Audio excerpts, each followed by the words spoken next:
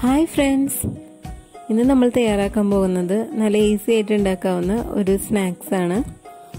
അധികം ചേരുവകളൊന്നും വേണ്ട, പെട്ടെന്ന് തന്നെ തയ്യാറാക്കിയെടുക്കാൻ പറ്റും. നമ്മുടെ വീട്ടിലിപ്പോൾ ആരെങ്കിലും ഗസ്റ്റൊക്കെ വരികയാണെങ്കിൽ അവർക്ക് കൊടുക്കാനായിട്ട് നമ്മുടെ കയ്യിൽ സ്നാക്സ് ഒന്നും ഇല്ലെങ്കിൽ ഇത് പെട്ടെന്ന് തന്നെ ഒരു 10-15 മിനിറ്റ് കൊണ്ട് നമുക്ക് ചെയ്തെടുക്കാൻ പറ്റും. അല്ലെങ്കിൽ നമ്മുടെ കുട്ടികൾക്കായാലും കൊടുക്കാനായിട്ട് വീട്ടിലധികം സാധനങ്ങളൊന്നും ഇല്ലെങ്കിലും നമുക്കിത് പെട്ടെന്ന് ചെയ്യാൻ പറ്റും. ഇതിന് വേണ്ട സാധനങ്ങൾ നോക്കാം. ഞാനിവിടെ ഒരു 1/2 കിലോ മൈദയാണ് എടുത്തിരിക്കുന്നത്. അതിലേക്ക് ഒരു 1/4 ടീസ്പൂൺ മഞ്ഞൾപ്പൊടി ചേർത്തു. ഇനി ഇതിലേക്ക് ആവശ്യത്തിന് ഉപ്പ് ചേർത്ത് കൊടുക്കാം.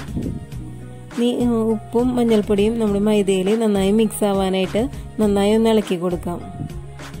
ഇത് നമ്മൾ സ്നാക്സ് ഉണ്ടാക്കിയിട്ട് ടിന്നിൽ അടച്ചു വെച്ചാൽ കുറേ നാൾ കേടാവാതിരിക്കും. അപ്പം അങ്ങനെ വേണമെങ്കിൽ ചെയ്യാം. മഞ്ഞൾപ്പൊടി ചേർത്തത് ജസ്റ്റ് ഒരു കളറിന് വേണ്ടിയിട്ടാണ്. അതില്ലെങ്കിലും കുഴപ്പമൊന്നുമില്ല, അതിൻ്റെ കളർ കുറച്ച് വൈറ്റ് ആയിരിക്കുന്നേ ഉള്ളൂ. ഇനി ഇതിലേക്ക് നമുക്ക് കുറച്ച് നെയ്യിട്ട് കൊടുക്കാം. നെയ്യിട്ട് കൊടുത്തിട്ട് ഈ മൈദയിൽ നന്നായി മിക്സ് ചെയ്തെടുക്കണം. ഒരു 2 ടേബിൾ സ്പൂൺ നെയ്യ് ചേർത്തിട്ടുണ്ട്.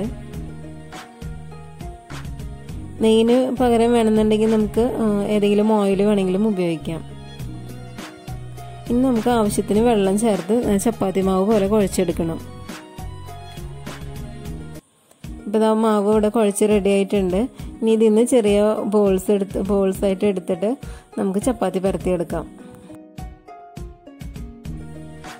സാധാരണ നമ്മൾ ചപ്പാത്തി ഉണ്ടാക്കുന്ന പോലെ തന്നെ കുറച്ച് പൊടി കല്ലിലൊക്കെ തൂവി കൊടുത്ത് നമുക്കിത് നല്ല വട്ടത്തിൽ പരത്തിയെടുക്കാം.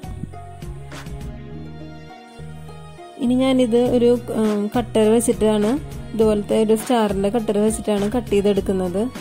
ഇപ്പം ഇങ്ങനത്തെ ഒരു കട്ടർ ഇല്ലെന്നുണ്ടെങ്കിലും കുഴപ്പമില്ല, നമുക്ക് ഇത് ഡയമണ്ട്സ് പോലെ കത്തിയോണ്ട് മുറിച്ചെടുക്കാവുന്നതേ ഉള്ളൂ. ഞാനിപ്പോൾ എൻ്റെ കയ്യിൽ ഇങ്ങനെ ഒരു ഷേപ്പ് ഉള്ളതുകൊണ്ട് ഇങ്ങനെ കട്ട് ചെയ്തെടുത്തു. ഇതിന് പകരം നമുക്ക് ഇഷ്ടമുള്ള ഷേപ്പ് വേണമെങ്കിൽ ഉപയോഗിക്കാം.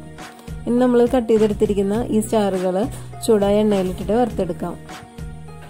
ഒരു മീഡിയം ഫ്ലെയിമിൽ വെച്ചിട്ട് വേണം വറുത്തെടുക്കാനായിട്ട്.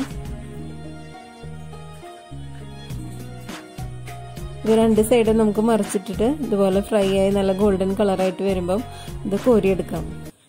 കോരിയെടുത്തിട്ട് ഇതിൻ്റെ വെളിച്ചെണ്ണ നന്നായി വാർന്നു പോയതിന് ശേഷം നമുക്ക് പഞ്ചസാര പൊടിച്ചിട്ട് അതിലേക്ക് ഇട്ട് കൊടുക്കാം. മുന്നേ തന്നെ പഞ്ചസാര പൊടിച്ച് നമ്മൾ തയ്യാറാക്കി വെക്കണം. ഇതിൻ്റെ ചൂടാറുന്നതിന് മുന്നേ തന്നെ പഞ്ചസാര പൊടിയിൽ ചേർക്കണം. എന്നിട്ട് നന്നായി മിക്സ് ചെയ്തെടുത്ത് കഴിഞ്ഞാൽ ആ പഞ്ചസാരയുടെ സ്വീറ്റ്നെസ് ഇതിലൊക്കെ നന്നായി പിടിക്കും. ഇപ്പം നല്ല സ്വീറ്റ് ആയിട്ടുള്ള ചിപ്സ് ഇവിടെ തയ്യാറായി. ഇത് കൂടാതെ ഞാൻ ഡയമണ്ട് ഷേപ്പിലും കുറച്ച് ഉണ്ടാക്കിയിട്ടുണ്ട്. അത് ഞാൻ സ്വീറ്റ് അല്ലാതെ നമ്മൾ വെറുതെ വറുത്തെടുത്തതുമാണ്. ഇത് രണ്ടും നല്ല ടേസ്റ്റിയാണ്. എല്ലാവരും ട്രൈ ചെയ്ത് നോക്കണം. ഇഷ്ടപ്പെട്ടാൽ ലൈക്ക് ചെയ്യണം. പിന്നെ ഈ ചാനൽ ആദ്യമായിട്ട് കാണുന്നവരാണെങ്കിൽ സബ്സ്ക്രൈബ് ചെയ്യാൻ മറക്കരുത്. Thank you.